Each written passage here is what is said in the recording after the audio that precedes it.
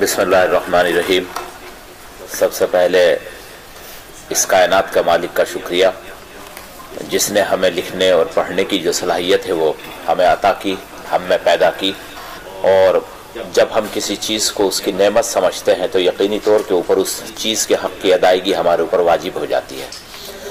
میں بہت دل سے ممنون ہوں جناب انور سعید صاحب کا، اروند سنگل صاحب کا، جناب انور صاحب کا، رویندر پوار اور راشد عظیم صاحب۔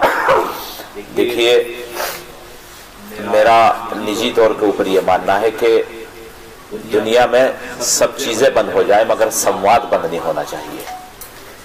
سمواد راشد عظیم صاحب کا بھی بند نہیں ہونا چاہیے، سمواد انور انجینئر صاحب کا بھی بند نہیں ہونا چاہیے۔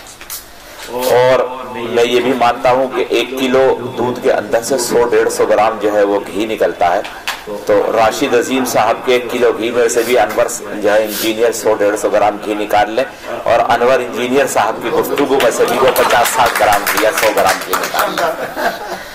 بہرحال ایک فیلڈ ہے ہماری پڑھنے پڑھانے کی، پڑھنے پڑھانے کی فیلڈ اس سے بالکل مختلف ہے لیکھن سے، اور بہت دفعہ ایسا ہوا 2004 سے لگا کے 2019 تک کہ مجھ سے بہت لوگوں نے یہ کہا کہ تمہیں تو لکھنے کا حق ہی نہیں ہے، تم ٹیچر ہو۔ تو میں نے اس کتاب کے اندر بھی لکھا ہے کہ قصہ ابھی باقی ہے، ہم پڑھے لکھوں سے 5 جو ہے 5 پترکار پوچھ رہے کہ تمہیں لکھنے پڑھنے کا حق نہیں ہے۔ یہ بھی ایک ہمارا المیہ ہے۔ یہ کتاب پچھلے 7-8 سال کے جو مضامین ہیں ان کا ایک سنکلن ہے۔ میں چاہ رہا تھا کہ کچھ نیا لکھوں، لیکن میں نے پھر فیصلہ کیا کہ اب جو کچھ میں لکھوں گا اب ریٹائرمنٹ کے بعد لکھوں گا، تاکہ اگر کوئی میرے پیچھے بھاگتا بھی ہے تو میں ہاتھ نہ ہوں۔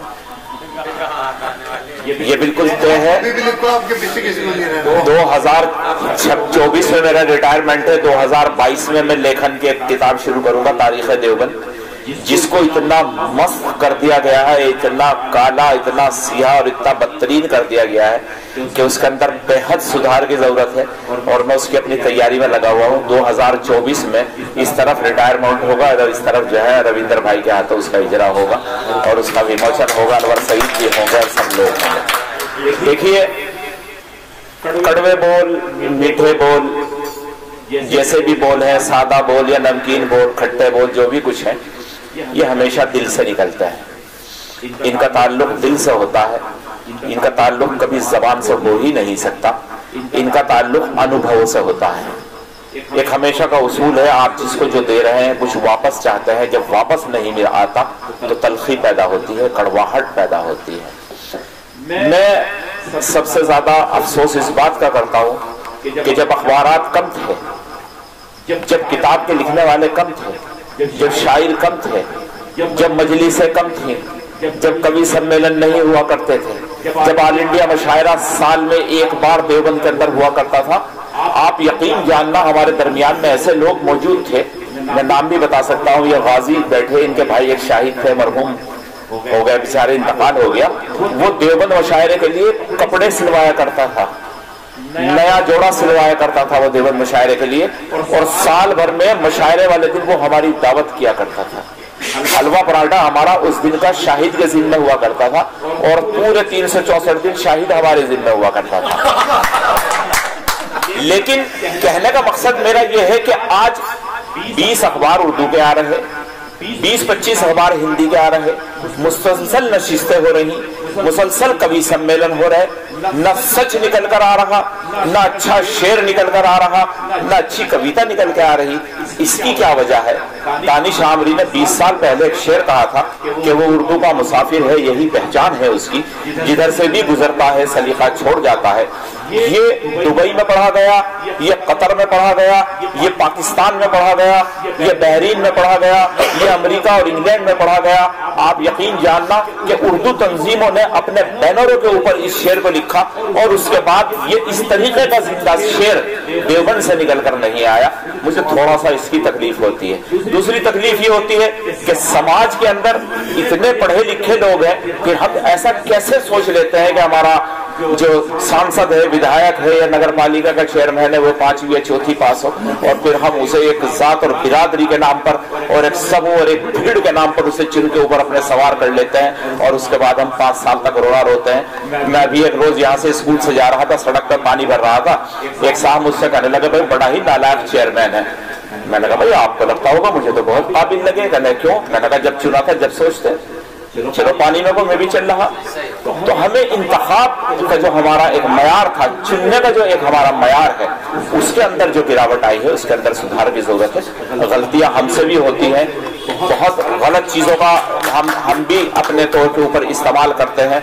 और अखबार का जो मेरा देवबंद टूडे का सिलसिला है वो जब भी छप कर आता है तो मेरी बच्ची मुझसे पूछती है ये कब तक छपेगा। तो मैं उससे हमेशा ये कहता हूँ कि अखबार 100 साल तक छपता है। और एक मेरे साथी हैं बग्गू भाई हरिकृष्ण मल्होत्रा, ये सिंगल साहब जो है अरविंद भाई मेरे जानते हैं, वो मुझसे कहते हैं बेटे तू उसी दिन मानेगा जिस दिन दारुल तेरे पे फतवा लगाएगा। तो मैं उनसे हमेशा ये कहता हूँ जी उसी का इंतजार हो रहा, बस वही आगे दिया हो जाएगा।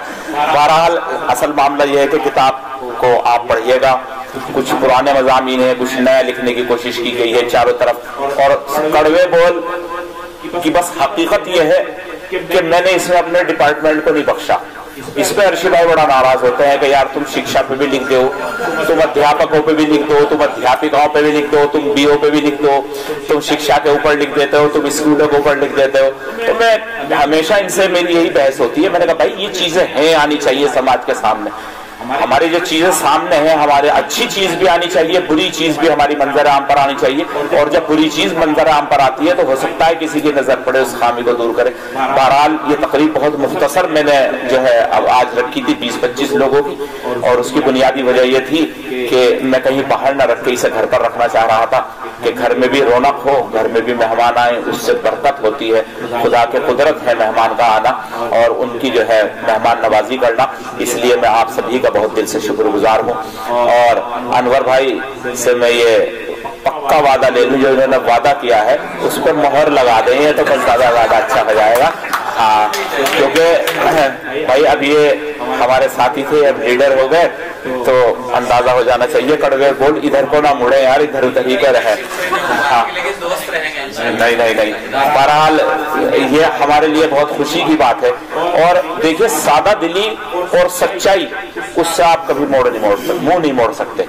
जब ये फखरुद्दीन अली अहमद कमेटी के मेंबर बने, मैं इनको मुबारकबाद देने के लिए गया, तो इस आदमी ने मुझसे बात बड़ी अजीब कही कि यार वजाद भाई मुझे ऐसा लग रहा मैं इसका मुस्तहिक नहीं हूँ। देखिए आप, ये सादगी की बात है, ये कितनी सादगी की बात है कि इन्होंने मुझसे कहा कि मुझे लगता है मैं इस ओहदे के मुस्तहिक नहीं हूँ, मैं इसका हक ना अदा कर पाऊँ। लेकिन हक की अदायगी के जब मौके मिलते हैं तो आपको अफराद तलाश करने चाहिए, और वो अफराद तलाश करने चाहिए जो जरूरतमंद हो, तब आपके हक की अदायगी होगी। मैंने मेरे ख्याल से 100-125 आदमियों को यहाँ पर अवार्ड दिए, और बहुत से लोग हैं जिन्हें को घर पर जाकर मैंने जो है उनको अवार्ड दिया। मैं समझता था कि ये उनका हक है जो अभी नहीं मिला, उनको मिलना चाहिए। मैं बहुत दिल से शुक्रगुजार हूँ जनाब नौशाद अर्शी साहब का, जनाब तौसीफ कुरैशी का, मास्टर शमीम किरतपुरी साहब का, नूर भाई यहाँ पर तशरीफ फरमा है, गाजी शाह फैसल मसूदी, खुर्शीद अहमद सिद्दीकी, नजर अहमद सिद्दीकी, ये हमेशा मेरे साथ हैं, मेरे हर अच्छे बुरे के साथ हैं, मेरे दिल से मेरे साथ हैं। और उम्मीद यही की जानी चाहिए कि जो सफर है जिंदगी का हमारा पहले खत्म हो और ये उसके हम सफर बने।